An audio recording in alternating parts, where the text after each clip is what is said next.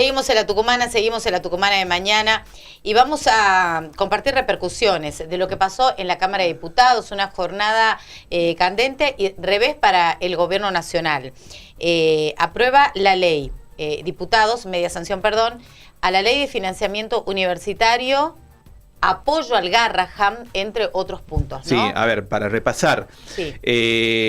Además de financiamiento universitario, sí. ¿sí?, que se votó por segunda vez, 158 votos a favor, 75 en contra, 5 abstenciones, y la otra ley que se dio media sanción es la declaración de la emergencia en pediatría para aumentar el presupuesto y salario al Hospital Garrahan, 159 votos afirmativos, 67 negativos, 4 abstenciones. Además, ATN, es decir, la distribución de los aportes del Tesoro Nacional y de los impuestos y de los fondos resultantes del impuesto a los combustibles para las provincias, que son fondos coparticipables, los proyectos fueron emplazados a comisiones, te trató el emplazamiento a comisiones, se lo va a tratar el miércoles 13 de agosto a esos proyectos en la comisión correspondiente, y serán llevados a sesión.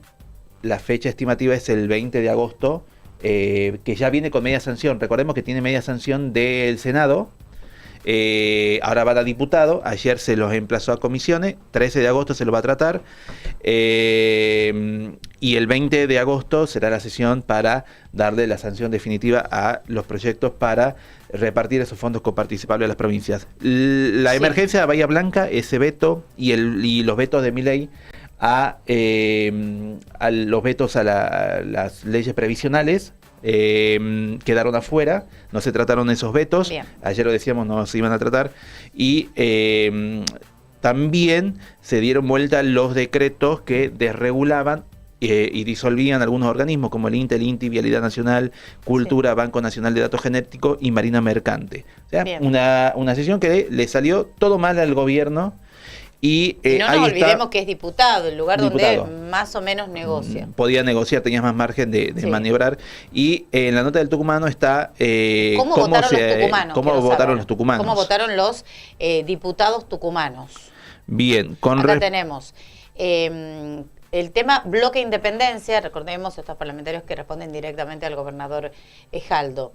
Gladys Medina, Elia Fernández de Mansilla y Agustín Fernández, ¿verdad? También tenés Roberto Sánchez, Pablo Yedlin y Carlos Cisneros. Votaron a favor. Ellos votaron, claro, a favor. 6 a favor. Bien. 6 a favor de estas leyes y solo son 3 los que votaron en contra. Sí, Campero, Modeo y Huesen. Sí, el radical con peluca, Mariano Campero, Pablo Modeo, creo, y Gerardo Huesen. Y con respecto al financiamiento universitario. Bien. Recordemos que Roberto Sánchez ya había anticipado acá en la Tucumana que iba a votar a favor de... que nunca puede votar en contra del tema de la universidad y de la gente. Y la otra ley que consiguió media sanción, que tiene que pasar al Senado, es la declaración de la emergencia en salud pediátrica por el plazo de 2 años, que lo que propone es la inmediata asignación de recursos vía reasignación de fondos y uso de reserva, incluida la recomposición salarial para todo el personal afectado en este caso, el Hospital Garrahan. Te decía, 159 votos a favor, 67 en contra y 4 abstenciones.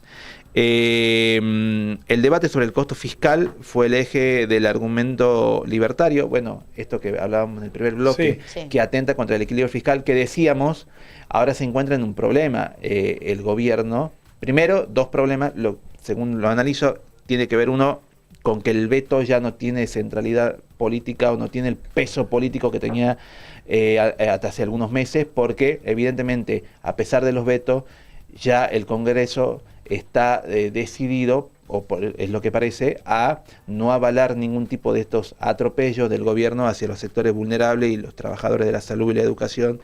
Y por otro lado, por supuesto que si hay sanción definitiva en el Senado, el gobierno va a intentar dilatar el mayor plazo posible la implementación y la asignación de los fondos que prevén estas leyes, porque, a ver, el equilibrio fiscal ficticio que muestra y del que se jacta el gobierno, está pendiendo de un hilo. Sí. Porque hay un presupuesto congelado del 2023. Hace 2 años que no hay presupuesto actualizado, y para funcionar, para que el Estado funcione con un presupuesto congelado de hace 2 años, lo que hizo fue despedir trabajadores en el sector público, disolver organismos del Estado, recortar fondos a enfermedades crónicas, recortar fondos a los hospitales pediátricos, recortar fondos a las universidades.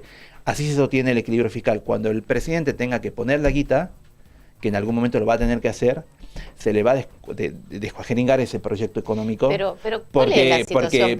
Porque se le van a ir los números. Porque ahí no hay plata, pero por ejemplo, no estoy contra el campo ni nada, pero bueno, hace unos días veíamos la baja en las retenciones para determinados productos. Ahora la información es que Milei elimina las retenciones a las exportaciones mineras, o sea, establece una alícuota del 0% para los productos de minería. Entonces, si vos no tenés plata, eliminás este tipo de cuestiones y sobre todo la minería, ¿no? Claro, es lo que hablamos siempre y lo marcamos, es cuando no te hicieron los números en tu casa, es sencillo, esto no hay tampoco que entenderlo, o no hay que ser, mejor dicho, un licenciado en economía para entenderlo, ¿no? Un economista de fuste académico para entenderlo. Después, por supuesto que se complejiza, y cuanto más conocimiento tenga, más fácil de comprender algunas cosas, pero en lo macro, en lo básico, es como cuando pasa en la casa, no te hicieron los números y tenés 2 opciones, digamos, o a veces para hacer una o la otra, o si no, hacerlas a las 2 juntas, que es incrementar ingresos, ¿sí? Y bajar gastos, son las 2 cosas. Bueno, este gobierno achica ingresos, sacando retenciones, ¿sí? Y después pretende reducir al máximo los gastos, pero esos gastos son gastos básicos, son gastos que tienen que ver con la dignidad del pueblo argentino, ¿sí? Entonces son gastos que no se puede permitir que los baje, y lo que hace el Congreso es poner un límite que hasta ahora no le había puesto, ¿no? Y que está bien que se lo ponga y que le diga no, claro, pará. En realidad, bueno, como lo dijo Roberto Sánchez acá hace unos días en la Tucumana, no voy a apoyar leyes que vayan en contra de la gente. Lo que hicimos, algunos parlamentarios con algunas leyes, fue darle gobernabilidad. Sí, pero es que también es un concepto que yo no comparto para nada, lo de la gobernabilidad. Pero bueno, era lo lógico también en un año electoral, sí, donde van a ser contrincantes. Pero al margen de lo que sea lógico, ¿no? Y las explicaciones políticas que le encontremos a las actitudes de los diputados, que han cambiado en muchos casos, acá en Tucumán hay algunos que han cambiado su actitud, más allá de eso, más allá de esas explicaciones, lo que hay de fondo es más justicia social, o sea... el gobierno no lo ve así, ¿no? El gobierno, por supuesto, que no lo ve así, porque el dijo gobierno que no se negocia. Pero es lo que veníamos diciendo, digo, lo que se está haciendo es una distribución de recursos con un criterio completamente desigual, según entiende o según la visión de país que tiene el gobierno, esta plata que hay la derivamos a los sectores más ricos, y para poder hacer esa derivación de recursos hacia esos sectores, lo que tenemos que hacer es recortar de otro lado. ¿Y a dónde recortan? En discapacidad, en salud y en educación. Exacto. ¿No? Y como te decía, ahora el gobierno está contra la pared porque las instituciones de la democracia, el Congreso lo ha puesto contra la pared y lo ponen aprieto. Porque lo que te decíamos, nosotros hace 2 años que el Estado no tiene presupuesto. Vos, para funcionar hoy en 2025 con el presupuesto congelado del 2023, tenés que hacer recortes. Y los recortes los hizo a los sectores más vulnerables y a los sectores de los trabajadores. Entonces, si hay sanción definitiva en el Senado y en algún momento el presidente va a tener que poner en función las leyes y va a tener que ejecutar esos fondos para salud, para educación y para las provincias, el plan económico le va a explotar en el aire, porque ese déficit, ese superávit fiscal ficticio que está pendiendo de un hilo, se sostiene solo con esos recortes y en esos sectores. Cuando haya que poner la plata, ese plan económico se va a descalibrar, y ahí vamos a empezar a ver las consecuencias de estos recortes y estos ajustes que se vienen haciendo durante estos 2 años. Sí, seguramente va a ser así. De todos modos, yo creo que ya el plan económico está descalibrado. O sea, le podrá él rendir como para presentar, no sé, un informe en el FMI y que cierren algunos números que le piden, pero digamos, evidentemente, hacia lo interno y hacia lo que nos interesa, o al menos a mí me interesa, que tiene que ver justamente con la dignidad del pueblo, con los recursos, con el poder adquisitivo. Esto está La descalibrado justicia social, en definitiva, exactamente, claro. sí. Esto está roto y se va rompiendo más, ¿no? Y aparecen algunos intentos del Congreso como este de parchar algo, porque tampoco es que porque financien el Garrahan en la Argentina cambia, ¿no? O sea, ni porque financien la Universidad Argentina cambia, pero sí me parece que son algunas cosas, son algunos límites, porque si no el saqueo ya sería o viene siendo sin ningún tipo de tapujo. Entonces está bien que el Congreso empieza a marcar algunos límites y que empieza a decirle, no, bueno, pará. Y no es un dato menor que sea la Cámara de Diputados, chicos, ¿no? Que es el lugar donde más fácil lo tenía, por lo claro, menos, a priori. se movía más o menos más fácil. Y le venía yendo el mejor, gobierno con sí. sus aliados. Además, el gobierno, por supuesto que el gobierno no reconoce que está recortando a trabajadores de salud, a discapacidad. No, son todos lo que hace ñoquis, es dicen, apela a este relato de los trabajadores de Estado son todos ñoqui, los trabajadores del Garrahan son menos que los administrativos, y con ese relato hace estos recortes, pero estos relatos después chocan con la realidad, y vos ves los testimonios de los trabajadores de salud, los testimonios de los pacientes, y la verdad que cuando vos contrastás la realidad con el relato, te das cuenta que eso un poco se diluye y pierde sustento la justificación del ajuste.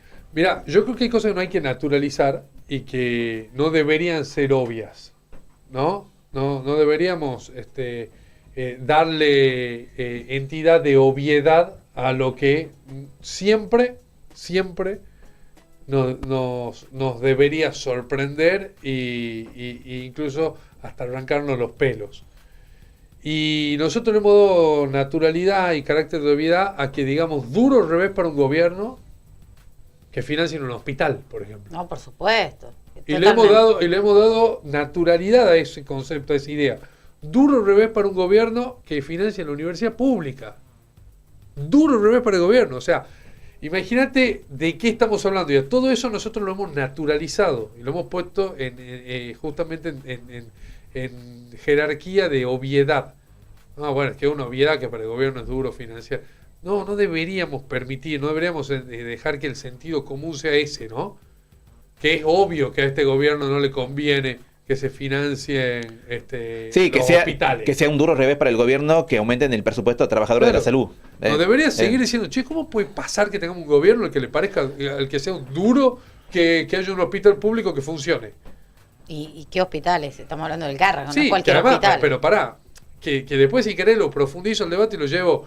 El Garrahan, que no deja de ser también un desvelo de los porteños, ¿no? Que ese es otro nivel de análisis. Porque el Garrahan es un hospital modelo, como no hay en ningún otro lado de la Argentina que no sea Buenos Aires.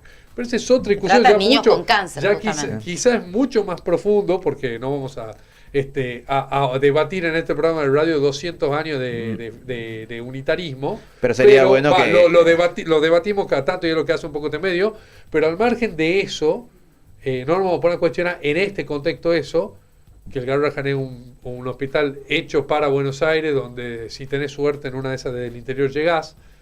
Sin cuestionar eso, nos agarramos, decimos, bueno, sí, lo obvio es que pareció un duro revés para el gobierno, que el Congreso de la Nación le diga, che, loco, poné plata, que ese hospital funciona bien y no lo vamos a dejar de que se venga abajo. O sea, y eso hemos convertido en un duro revés para el gobierno. Entonces, estamos viviendo momentos, la verdad, en Argentina que ojalá pasen rápido y ojalá sean después solamente una locura de la historia y que dentro de 10, 20 años o 5, mejor si en uno, podemos decir, che, ¿te acordás de lo que discutíamos el año pasado? Increíble. Y no que esto quede. Y no que esto sea lo que después se haga norma y se convierta en nuestro sentido común. Sí, bueno, leía titulares de... Que luchar por un hospital público sea una batalla de Don Quijote. Cuando después, trataban la ley de emergencia en discapacidad, decían los titulares, se trata de una ley que incomoda al gobierno. Estamos hablando de obras sociales que le interrumpieron las terapias a niños con discapacidad. Los títulos de los diarios son eso. Incomoda increíble. al gobierno, duro revés para el gobierno. El Cámara de Diputados se frena, se planta. Sí, la verdad es un momento muy extraño de la historia argentina. Sí, no digo que sea lo único, no digo que no tenga precedente, porque los debe tener seguro. pero donde la crueldad está totalmente naturalizada. Sí. Esa es la palabra, la crueldad. Crueldad, lamentablemente. Va a seguir el debate, por supuesto, van a seguir las repercusiones, tenemos mucho más para compartir con ustedes. En esta jornada totalmente gris que tenemos en Tucumán, cielo totalmente cubierto, 13, ¿seguimos con 13? Seguimos con 13 de temperatura, arrancamos así, ¿eh? Seguimos con 13 grados de temperatura, se anuncian lluvias aisladas para esta jornada y mañana viernes profundizándose un poquito más. Podés comunicarte con nosotros al 3813-623-581. Es el teléfono de la radio y esta es la mejor música que suena como siempre en la 95.9. ¿Estás escuchando? La Tucumana FM. Enseguida volvemos con más programación.